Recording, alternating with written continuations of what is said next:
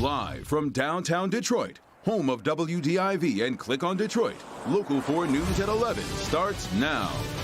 Tropical storm Olga putting a tremendous amount of rain across the Gulf South, and it is all headed here. Find out what time to expect it this weekend. Guys? All right, Ben. Cameras capture a driver plowing right through a local gas station. It's what actually happens next in the video that shows how desperate he was to try to conceal the crime.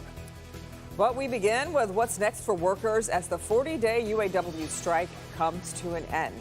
General Motors isn't wasting any time getting people back to work either. Not at all. The results from a week of voting came in today. 57% of UAW members said yes to the new contract. In fact, here's the breakdown. That is the majority of production, skilled, and salaried workers. Mara McDonald is live tonight at the Detroit Hamtramck plant, and workers there, Mara, have already been given a timeline.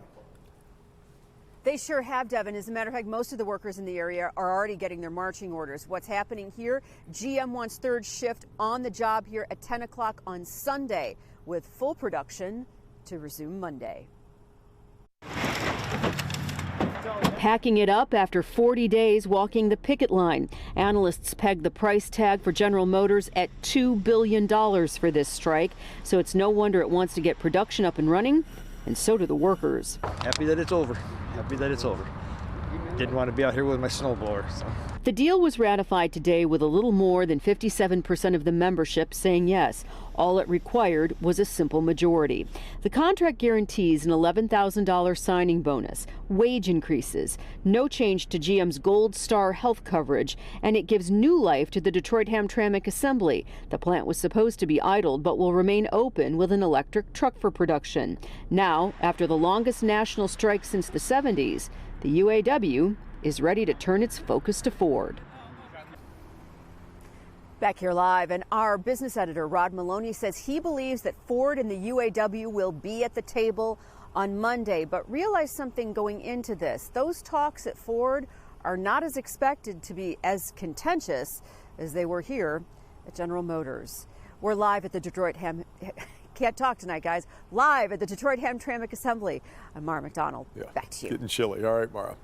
Well, you can do a deeper dive into all of our coverage throughout this strike. You can read the reaction to today's announcement. We've put it all on our website. Head to clickondetroit.com.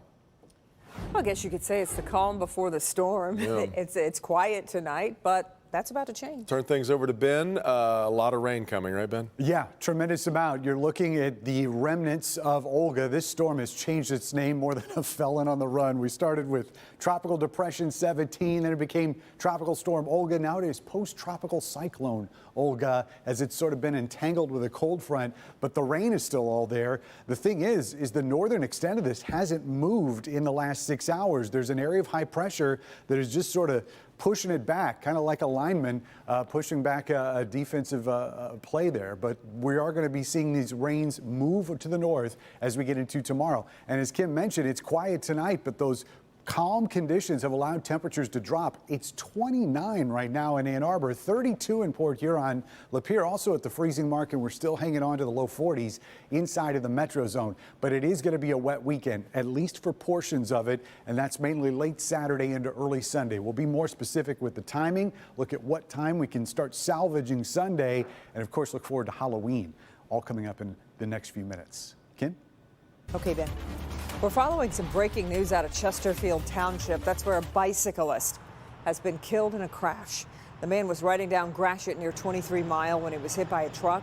The driver of the truck says he was unable to stop in time when the man appeared in front of him.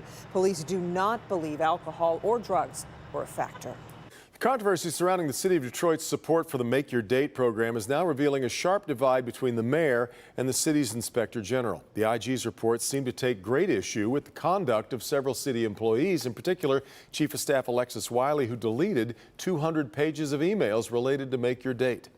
You put a pretty negative connotation on the report. 6-month investigation, and the Office of Inspector General found we violated no ordinances, no policies, no rules, no conflict of interest provision, and no money misspent. Normally, a City of Detroit administration gets a 6-month investigation with no rules broken and no money misspent is a positive. Now, I don't think it's fair to characterize it as a clean bill of health, though, either.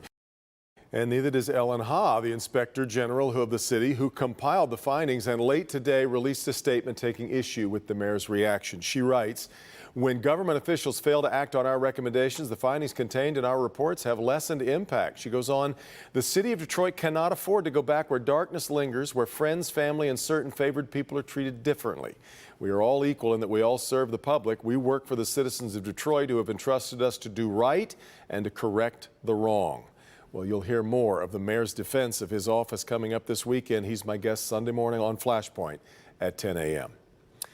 The Diversity and Inclusion Director at Founders Brewing Company resigned tonight as Michigan's largest brewery faces a racial discrimination lawsuit. Gracie Harkema made the announcement on Twitter. She was hired on once the lawsuit gained steam last fall. Today, the Detroit Tap Room in Midtown announced it would be closed indefinitely. Founders says all Detroit employees are going to be paid during the closure, but a group of workers plans to protest tomorrow morning outside the brewery. A driver crashes his pickup truck into a local gas station in an attempt to test out his new tires. Video here shows the driver crashing into the front entrance of the BP gas station in Brandon Township. Well, once inside, the man falls to the ground trying to rip the license plate from his truck before running off. Police eventually caught up to 24-year-old William Edmonds. He's now facing charges of reckless driving and leaving the scene of an accident. 8 people taken to the hospital tonight following a multi-vehicle crash on Detroit's west side. It happened around 4 this afternoon. Police say an SUV ran a red light at the intersection of Greenfield and West 7 Mile, slamming into 3 other cars. One driver says she barely had time to react. It happened so fast, and I tried to turn so I wouldn't get the full impact, but it got me anyway, so they were in the wrong, and I just got out the car because theirs was smoking. The others involved in the crash, including 3 children, are in temporary serious condition.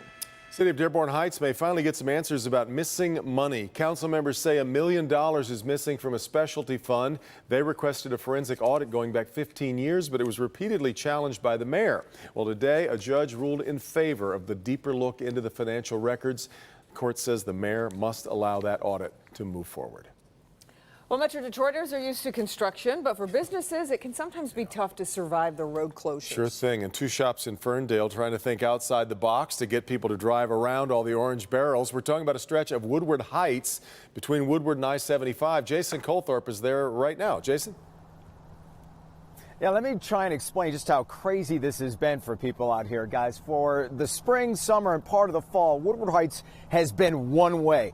Now, halfway through all of that, they switched directions, and it was one way the other way. Of course, nobody got any warning. Google Maps was completely baffled and thought the whole thing was shut down that entire time.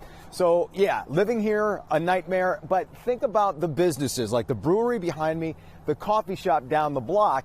It meant they had to get creative to keep those customers. For the first time in months, traffic on this stretch of Woodward Heights in Ferndale is moving in both directions. I almost cried when they started taking the barrels down. Hello, how are you? It's been a long, hard summer for Aaliyah Webb's Drifter Coffee Shop while the road was totally rebuilt. Construction started a month after we opened, which was very scary. They created maps to help customers navigate when their parking lot was blocked for weeks.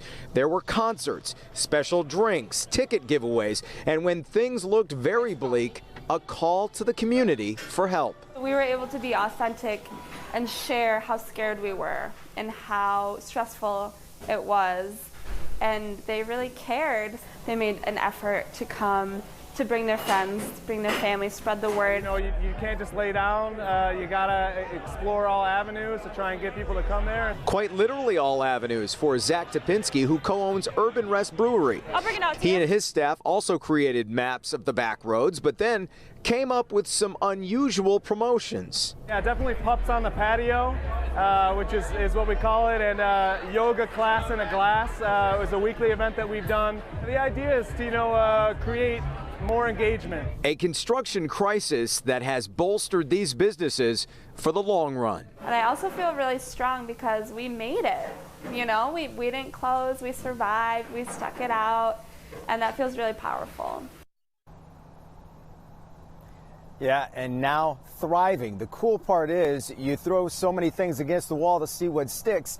They now are staples at these places. So if you want to catch yoga at the brewery, take a yoga class, or get a concert down at the coffee shop, you can do that because those things have now become permanent for these businesses.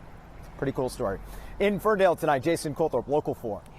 We've watched this play itself out in a lot of areas of town where people really struggle when the barrels go up. All right, Jason. Well, we, of course, trust them with our luggage. Well, one woman says an airport worker stole from her, and she says she has the proof. What happened when clothing from her lost luggage was sold online? Plus, hop in the car. I think she could tell I was having a bad day. The incredible gift one woman's Uber driver gave to her when she needed a pick-me-up. But coming up first, it's historic and maybe haunted. Lots of people have had paranormal experiences here. We've heard actors have things happen in dressing rooms. Oh, I doubt it's haunted very much. We'll show you some of the creepy encounters in Detroit's Bonstel Theater in a spooky edition of Uniquely Detroit. You can feel it in the air. A season for fun and a big scare. It's Basil's first Halloween. What will he be? The plan is in place. Just wait and see. Until then, send me pics of your favorites all dressed up, great shots of kids, or even your pup. And I'm looking for scary homes around town. They may be on your street, so look up and down. Share the Halloween fun for all to see, and we'll post it online and on TV. Look for Kimberly's Little Pumpkins and Ben's Halloween House Hunt on Click on Detroit and Local 4.